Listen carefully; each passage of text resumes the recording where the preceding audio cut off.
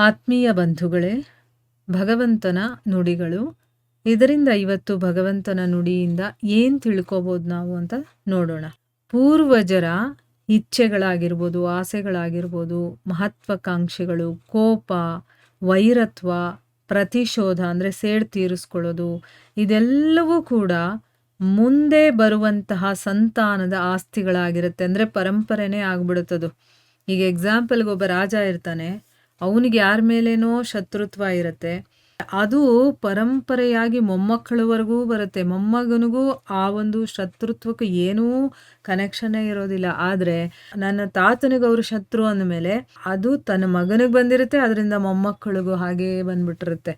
ಅಂದರೆ ಅದು ಬರೀ ಸೇಡು ಅಂತ ಅಲ್ಲ, ಶತ್ರುತ್ವ ಅಂತಲ್ಲ, ಕೋಪ ಕೂಡ, ಮಹತ್ವಾಕಾಂಕ್ಷೆಗಳು, ಆಸೆಗಳು ಏನೇನಿರುತ್ತೋ ಎಲ್ಲವೂ ಕೂಡ ಅದು ಹಾಗೇ ಪರಂಪರೆಯಾಗಿ ಬಂದ್ಬಿಟ್ಟಿರುತ್ತೆ.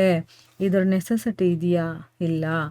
ತಂದೆ ತಾಯಿಗಳು ತಮ್ಮ ಮಕ್ಕಳಿಗೆ ಇಡೀ ಜಗತ್ತಿನ ಸುಖವನ್ನು ಕೊಡಬೇಕು ಅಂತ ಅಂದ್ಕೊಳ್ತಾರೆ, ನಿಜ ತಾನೇ? ಆದರೆ ಕೊಡ್ತಾರೆ. ಏನನ್ನು ಕೊಡ್ತಾರೆ? ತಮ್ಮ ನೋವುಗಳ ಸಂಪತ್ತನ್ನು ಕೊಡ್ತಾರೆ.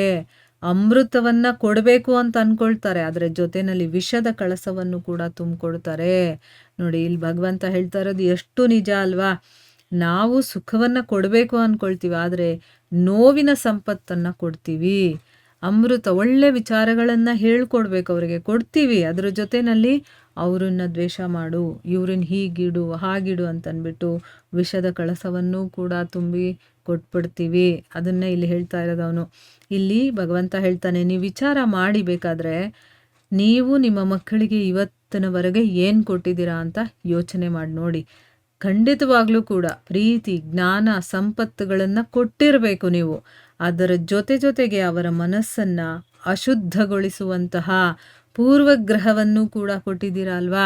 ಅಂದರೆ ಏನು? ಅವ್ರ ಮನಸ್ಸಲ್ಲಿ ಕೆಟ್ಟ ಆಲೋಚನೆಗಳು, ದುರಾಲೋಚನೆಗಳು, ಬೇರೆಯವ್ರ ಮೇಲೆ ಈರ್ಷೆ, ಕೋಪ, ಇದನ್ನೂ ಕೂಡ ಅದ್ರ ಜೊತೆ ಕೊಟ್ಬಿಟ್ಟಿರ್ತೀವಿ. ಅಂದರೆ ಅಶುದ್ಧಗೊಳಿಸುವಂತಹ ಪೂರ್ವಾಗ್ರಹಗಳನ್ನು ಕೊಟ್ಟಿರ್ತೀವಿ. ಅವ್ರು ಹೀಗೆ, ಅವ್ರು ಹಾಗೆ, ಅವ್ರ ಮೇಲೆ ಹೀಗಿರ್ಬೇಕು, ನೀನು ಹೀಗಿರಬೇಕು ಅಂತ ಅವ್ರಿಗೆ ಹೇಳ್ಕೊಟ್ಟಿರ್ತೀವಲ್ವಾ? ಒಳ್ಳೆಯದು ಕೆಟ್ಟದ್ದು ಪೂರ್ವ ನಿರ್ಧಾರಿತ ಅರ್ಥವನ್ನು ನಾವು ಹೇಳ್ಕೊಟ್ಟಿರಲ್ಲ. ಇದು ಒಳ್ಳೆಯದು, ಇದು ಕೆಟ್ಟದ್ದು, ಇವರು ಕೀಳು, ಇವರು ಮೇಲು ಅಂತೆಲ್ಲ ಹೇಳ್ಕೊಟ್ಟಿರ್ತೀವಲ್ವಾ ಅಂತಂದ್ಬಿಟ್ಟು ಇಲ್ಲಿ ಪ್ರಶ್ನೆ ಮಾಡ್ತಾನೆ. ವ್ಯಕ್ತಿಯ ಜೊತೆ ಸಮಾಜಗಳು, ಸಮಾಜಗಳ ಜೊತೆ ರಾಷ್ಟ್ರದ ಜೊತೆ, ರಾಷ್ಟ್ರ ಸಂಘರ್ಷಣೆಗೆ ಇದೇ ಒಂದು ಪೂರ್ವಾಗ್ರಹಗಳೇ ಕಾರಣ. ಇದರಿಂದನೇ ಇವೆಲ್ಲ ಕೂಡ ನಿರ್ಮಾಣವಾಗೋದು. ಈಗ ನಾವು ಹೇಳ್ಕೊಟ್ಟಿಲ್ಲ ಅಂದರೆ ಮಕ್ಕಳಿಗೆ ಎಲ್ಲಿಂದ ಗೊತ್ತಾಗುತ್ತೆ? ನಮಗೆ ನಮ್ಮ ತಂದೆ ತಾಯಿಗಳು ಹೇಳ್ಕೊಟ್ಟಿಲ್ಲ ಅಂದರೆ ನಮಗೆ ಎಲ್ಲಿಂದ ಗೊತ್ತಾಗುತ್ತೆ?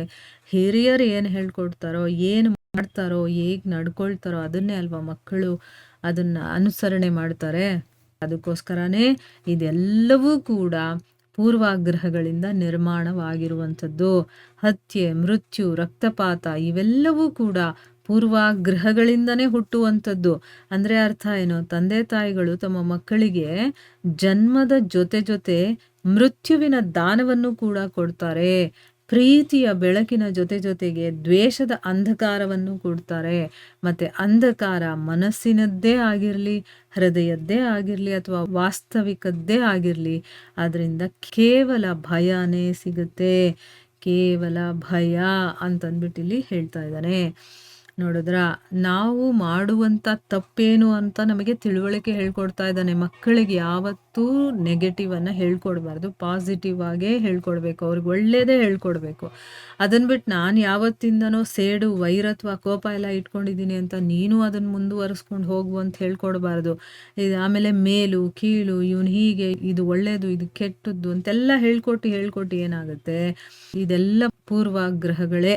ಅದಕ್ಕೋಸ್ಕರ ಇದರಿಂದನೇ ಎಲ್ಲ ಜಗಳಗಳು, ಕದನಗಳು, ಏನೇನು ಈ ಜಗತ್ತಲ್ಲಿ ನಡೀತಾ ಇದೆಯೋ ಅದೆಲ್ಲ ಆಗ್ತಾ ಇರೋದು. ಸೊ ಇದರಿಂದ ನಮಗೆ ಏನಪ್ಪ ಸಿಗುತ್ತೆ ಅಂತಂದರೆ ಕೇವಲ ಭಯ ಅನ್ನೋದೇ ಸಿಗೋದು, ಇನ್ನೇನು ಸಿಗೋದಿಲ್ಲ ಅಂತ ಹೇಳ್ತಾ ಇದ್ದಾರೆ. ಈಗ ಮಹಾಭಾರತದ ಘಟನೆಯನ್ನು ನೋಡೋಣ. ಪಾಂಚಾಲದ ರಾಜ ಇರ್ತಾನಲ್ಲ, ಅವನು ಭೀಷ್ಮ ತನ್ನನ್ನು ಅವಮಾನ ಮಾಡಿಬಿಟ್ಟ ಅಂದರೆ ಯಾವ ಘಟನೆ ಇದು? ವಿಚಿತ್ರ ವೀರ್ಯನಿಗೆ ಮೃತ್ಯು ದಂಡನೆಯನ್ನು ಕೊಡುವಂಥ ಸಮಯದಲ್ಲಿ ಭೀಷ್ಮರು ಅವನನ್ನು ಬಿಡಿಸ್ಕೊಂಡು ಹೋಗೋದಕ್ಕೆ ಬರ್ತಾರಲ್ವಾ, ಅಂದರೆ ಅವನನ್ನು ಸೋಲಿಸಿ ಕರ್ಕೊಂಡು ಹೋಗಿರ್ತಾನೆ. ಅದರ ಸೇಡನ್ನು ತೀರಿಸ್ಕೊಳ್ಳೋದಕ್ಕೋಸ್ಕರ ಅವನು ಒಂದು ಮಗುವನ್ನು ಪಡಿತಾನೆ. ಅದು ದೃಪದನ ಮೂಲಕ, ಅದು ಹೆಣ್ಣು ಮಗು. ಅವನು ಹೇಳ್ತಾನೆ, ಈ ಮಗುವನ್ನು ನಾನು ಹೇಗೆ ಬೆಳೆಸ್ತೀನಿ ಅಂತಂದರೆ ಭೀಷ್ಮನ ಬಗ್ಗೆ ಬರೀ ದ್ವೇಷವನ್ನು ಆ ಮಗುವಲ್ಲಿ ತುಂಬ್ತೀನಿ. ಯಾಕೆ ಅಂದರೆ ಮುಂದೆ ಹೋಗಿ ಆ ಭೀಷ್ಮನನ್ನು ಈ ಹೆಣ್ಣು ಮಗು ಕೊಲ್ಲಬೇಕು. ಆ ಮಗುವಿನ ಉದ್ದೇಶ ಅದೇ ಆಗಿರಬೇಕು. ಅದರ ಜೀವನದ ಉದ್ದೇಶನೇ ಭೀಷ್ಮರನ್ನು ಕೊಲ್ಲೋದು ಆಗಿರಬೇಕು ಅಂತ. ನೋಡಿ, ಇನ್ನು ಮಗು ಹುಟ್ಟಿ ಇವಾಗ ತಾನೇ ಜಸ್ಟ್ ಹುಟ್ಟಿರುತ್ತೆ. ಆ ಮಗುವಿನ ಮನಸ್ಸಿನಲ್ಲಿ ಏನೆಲ್ಲ ದ್ವೇಷ ತುಂಬಬೇಕು, ತನ್ನ ಒಂದು ದ್ವೇಷ ಭಾವನೆಯನ್ನು ಆ ಮಗುವಲ್ಲಿ ತುಂಬಬೇಕು ಅಂತ ಅವನು ನಿರ್ಧಾರ ಮಾಡ್ತಾನೆ. ಆ ಮಗು ಹುಟ್ಟಿದೆಯಲ್ಲ, ಅಂದರೆ ಭೀಷ್ಮರು ಒಂದು ಹೆಣ್ಣಿನಿಂದ ಕೊಲ್ಲಲ್ಪಡ್ತಾರೆ ಅಥವಾ ಹೆಣ್ಣೆ ಅವರ ಸಾವಿಗೆ ಕಾರಣ ಅಂತ ಗೊತ್ತಾದಾಗ ಅವನು ಹೆಣ್ಣು ಮಗುನೇ ಹುಟ್ಟಬೇಕು ಅಂತಂದ್ಬಿಟ್ಟು ಆ ಹೆಣ್ಣು ಮಗುನೇ ಹುಟ್ಟುತ್ತೆ ಅವ್ರ ಮನೆಯಲ್ಲಿ. ಆಗ ಆ ಮಗುವಿಗೆ ಭೀಷ್ಮರ ಬಗ್ಗೆ ದ್ವೇಷ ಭಾವನೆ ಬರಬೇಕು. ಆ ರೀತಿ ಅವರನ್ನು ಬೆಳೆಸ್ತೀನಿ ನಾನು ಅಂತಂದ್ಬಿಟ್ಟೆಲ್ಲ ಅಂದ್ಕೊಳ್ತಾ ಇದ್ದಾನೆ.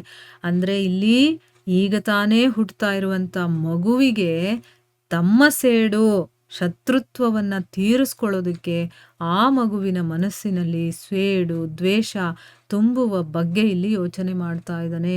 ನಾವು ಹೀಗೆ ಮಾಡ್ತೀವಾ?